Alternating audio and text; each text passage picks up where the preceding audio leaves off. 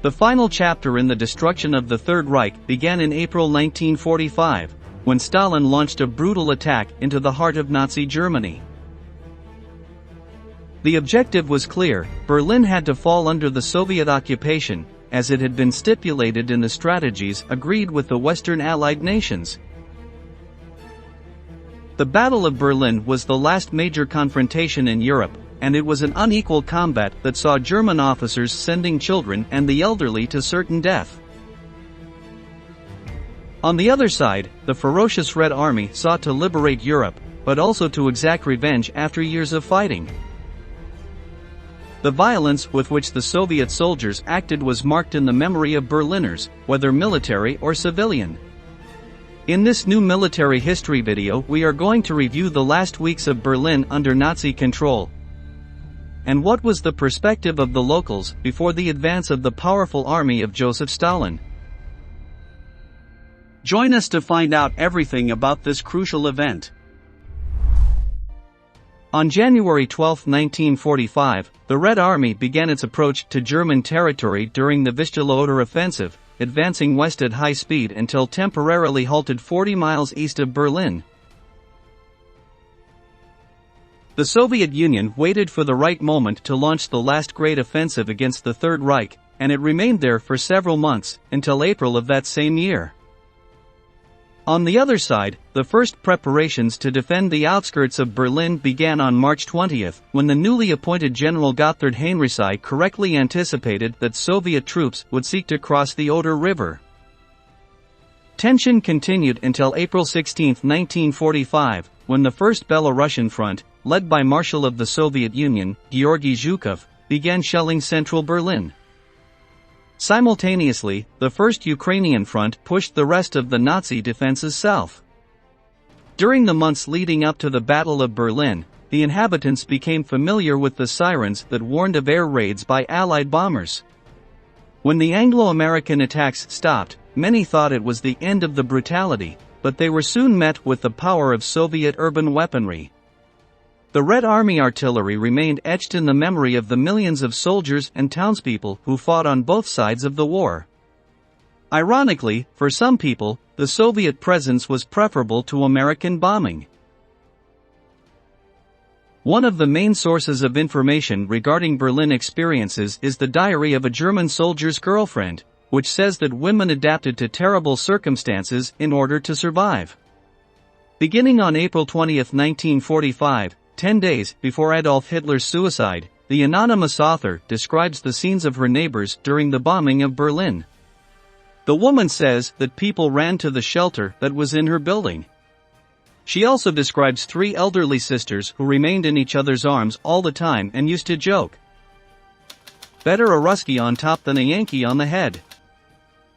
In other words, that it was preferable to be raped by members of the Red Army than to be pulverized by American bombing. April 22, 1945, was a special morning for the Germans in Berlin.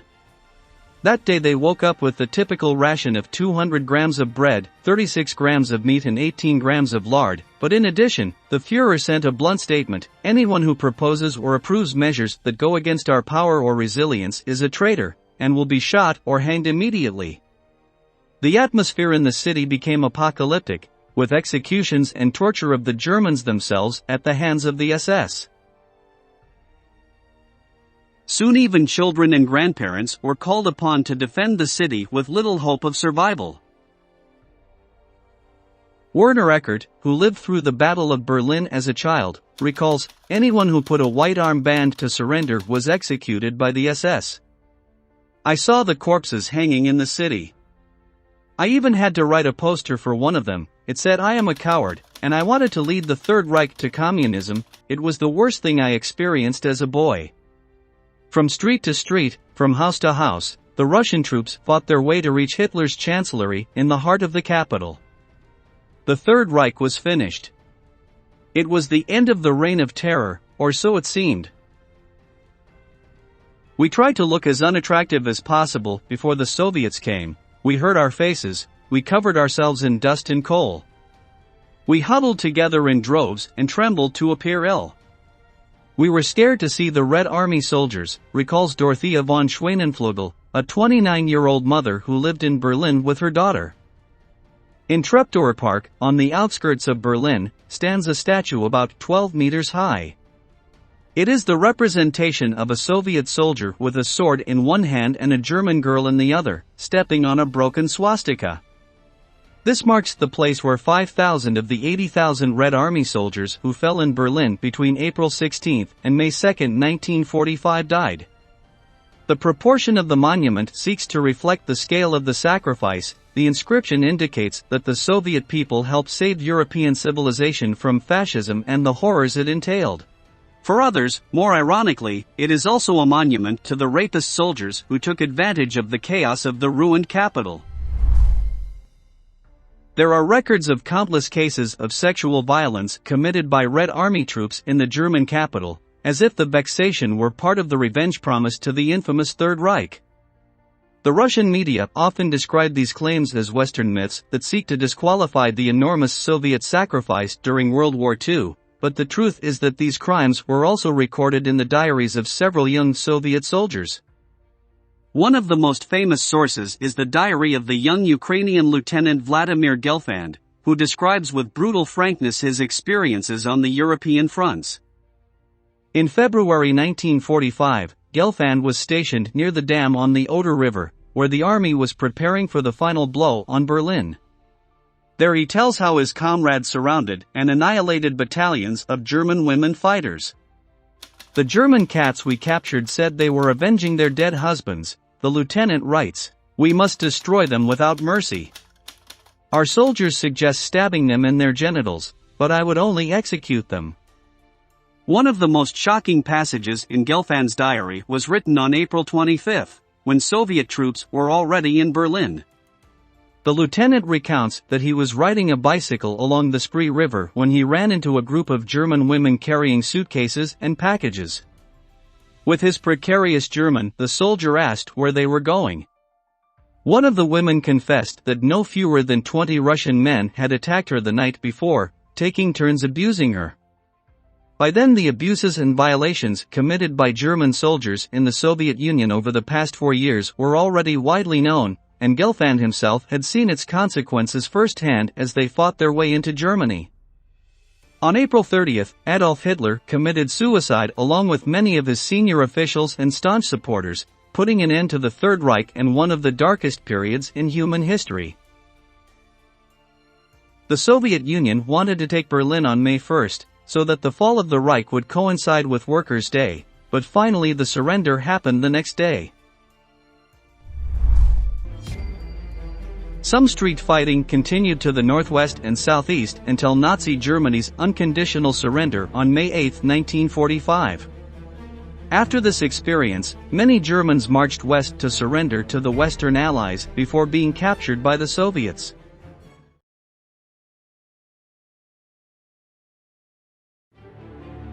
Between July and August 1943, in the Kursk region, the Soviet Union and the Nazi army came face to face in one of the most brutal and impressive battles in history. It was one of the largest confrontations between human beings and armored vehicles, with the participation of 3 million soldiers, about 8,500 tanks and 5,000 planes, combining the potential of both sides.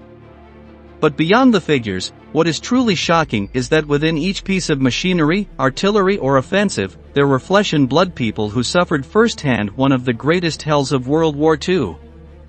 In this new episode of Military History, we are going to learn about the Battle of Kursk through the eyes and experiences of its protagonists. By 1943, the cards for World War II were already cast.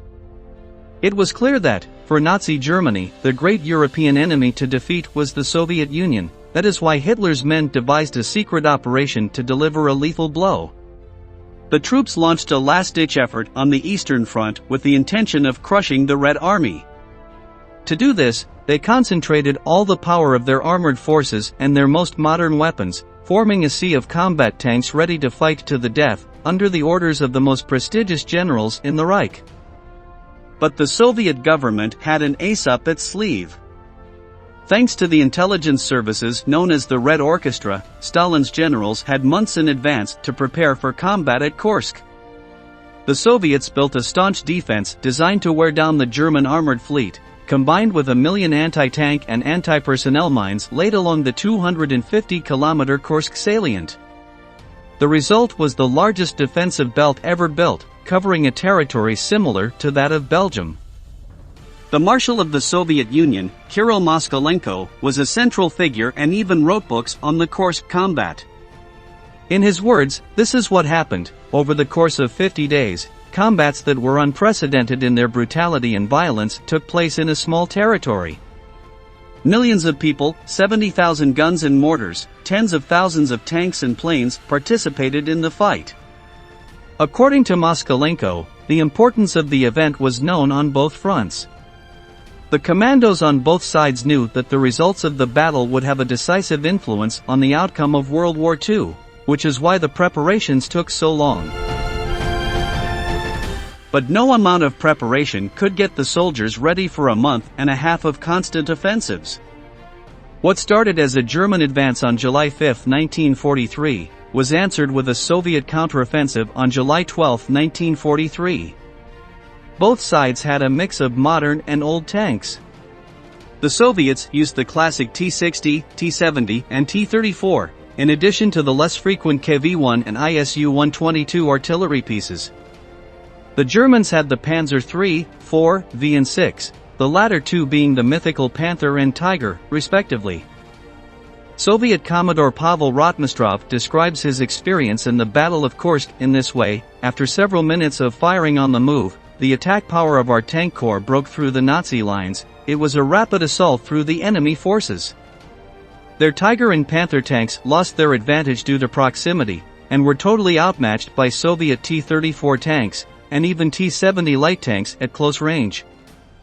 When talking about the most brutal tank battle in history, we cannot fathom the din, explosions, heat and chaos that comes from having thousands of multi-ton machines dueling on the same ground.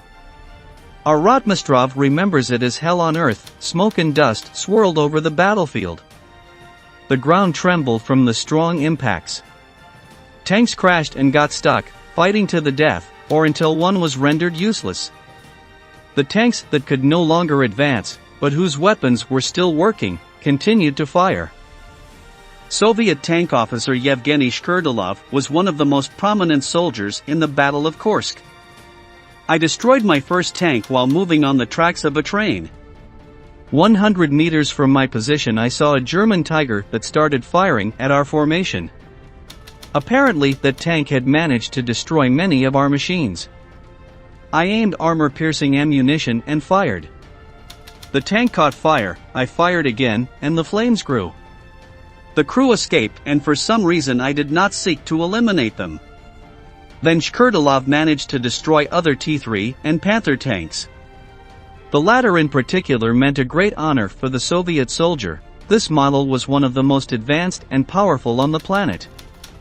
I had a sense of pride, like I had done something heroic, recalls Shkurdilov. Of course, the Battle of Kursk was not only hell for the Allied side. German tanks suffered massive losses. German soldier Wilhelm Residential recalls, suddenly a T-34 broke through the lines and headed towards us. Our radio operator began to give me ammunition to load the weapon. The commander yelled at us to shoot non-stop. The tank was getting closer, and only after the fourth shot did I hear the "thank God" from our superior. What Residential lived was the experience of hundreds of soldiers who operated inside the tanks but had no chance of knowing what was happening outside, only that they were in danger and that at any moment an enemy tank could open fire. Also in his words, then we determined that the T-34 stopped just 8 meters from us. At the top of its turret, there was a hole 5 centimeters in diameter. The lines of both sides were indiscernible. It was chaos. After almost a month and a half of arduous combat, the figures escalated to sidereal numbers. The Germans lost 81,000 soldiers, wounded 122,000 and left behind more than 2,500 tanks and 3,000 artillery pieces. On the Soviet side, 250,000 soldiers died, with 600,000 wounded, and between 4,500 and 6,000 tanks were destroyed. The figures seem to indicate a failure on the part of Stalin's men, but the truth is that both sides were totally devastated, leaving practically all their tanks and artillery pieces smoking in the Kursk lands. The important thing is that it was the first time during World War II that a German offensive was stopped before it could break through enemy defenses. The penetration of the panzers never exceeded 8 kilometers, and in many cases the German advantage lasted only a few hours. The Battle of Kursk was the last strategic offensive that the Germans could launch on the Eastern Front. After several weeks of fighting, the operation reached a stalemate with neither side able to advance. In parallel, the Allied invasion of Sicily and Kutuzov's Soviet offensive convinced Hitler that the operation should be suspended immediately.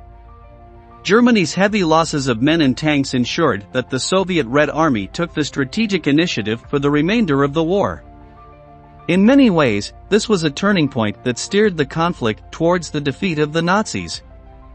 To conclude, we want to refer to the words of General Ivan Parytkin, who in his book The Battle of Kursk summed up the Soviet effort in this simple way: the exploits of the Soviet soldiers during their battle against the fascist tanks, especially the more modern models and powerful vehicles, were heroic and exemplary.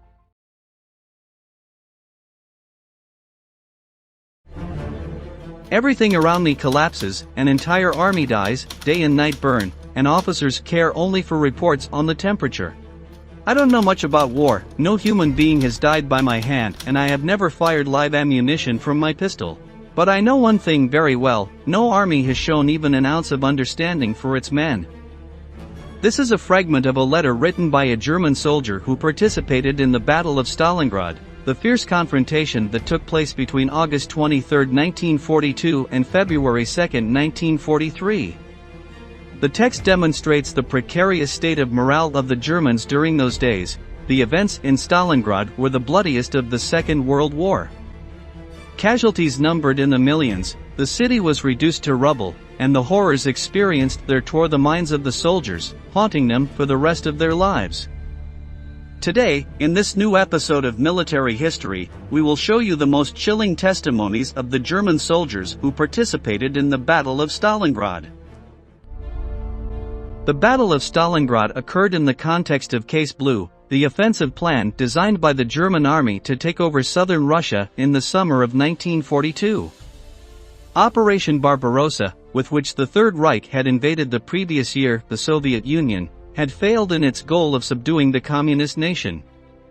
Now the Nazis were getting their revenge, and were trying to hack the Russian economy by taking control of its oil wells. Adolf Hitler was aware that Germany urgently needed fresh supplies of fuel, as it was the vital resource for his army to function.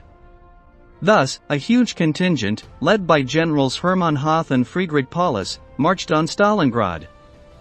This city was of great strategic importance due to its location.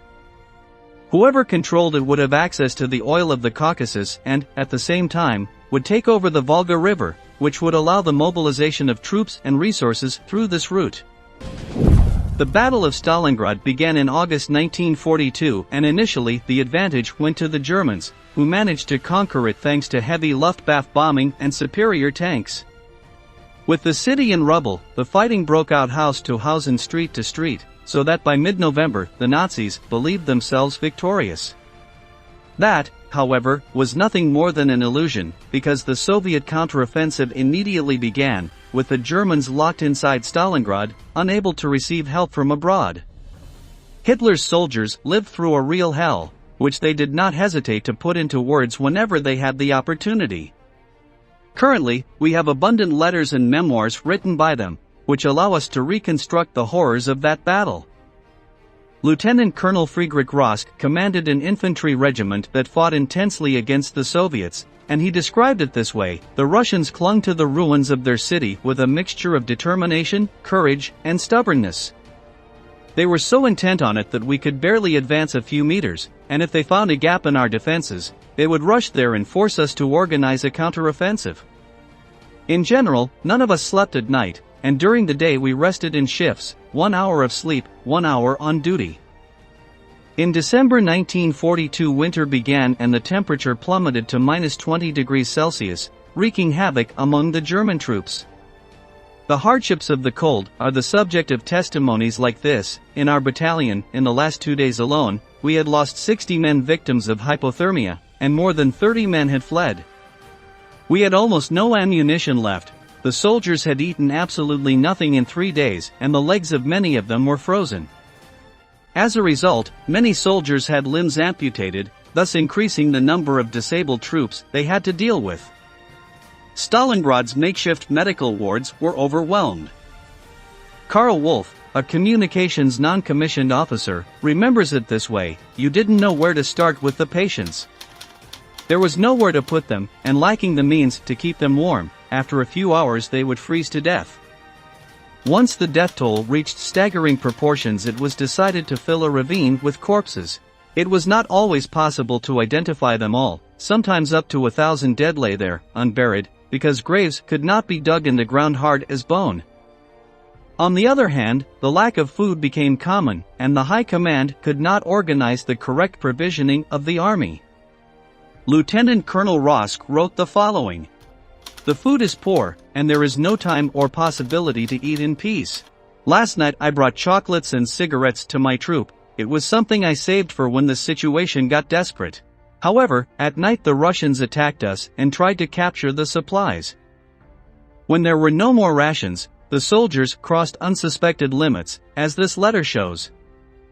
Yesterday they gave us vodka. At that time we had just killed a dog, and the vodka suited us wonderfully. In total I have already killed 4 dogs, although my companions no longer want to eat them anymore. Once I even shot a magpie and boiled it." The spirits of the men were on the ground, and many began to question their loyalty to Hitler. A letter expresses those doubts as follows: "The Führer made us a promise to get us out of here, and we firmly believed him. Even now I keep the faith, because I have to believe in something. All my life, at least 8 years of it, I believed in the Führer and his word, but it is terrible how others doubt, and I am ashamed to listen to complaints without being able to answer them, because the facts are on their side." Morale was so low that even winning a fight did